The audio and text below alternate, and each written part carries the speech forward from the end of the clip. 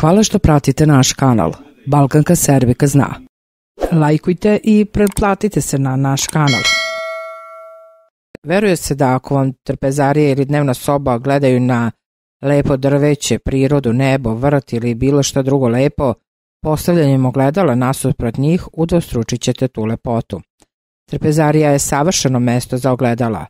Također dobro je i staviti ga negdje u dnevnu sobu gdje se družite i organizujete druženja. Idealno bi bilo kada bi mogli da postavite ogledalo od poda do plafona koje će reflektovati trpezarijski sto, ali tako da ne gleda na ulazna vrata. Nemojte postavljati ogledala jedno preko puta drugog jer će se tako zaobići čija energija koja će se odbijati jedna od druge i ostati zarobljena u tom prostoru.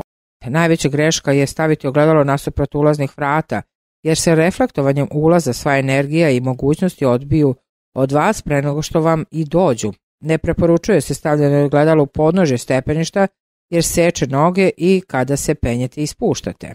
Figurativno naravno. Ogledalo ne bi trebalo da reflektuje WC šolju niti da seče glavu bilo kome ko se u njega ogleda. U kuhinji se ne preporučuje stavljanje ogledala.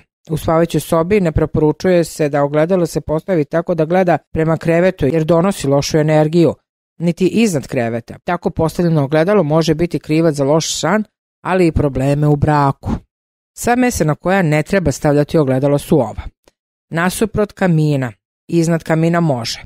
Iznad šporeta ne treba staviti zbog sličnog razloga kao i kod kamina. Ne treba ogledalo nikako staviti preko puta ulaznih vrata. Također ne treba ga držati ni da gleda prema krevetu, ni da gleda prema WC šolji. Izvor N portal.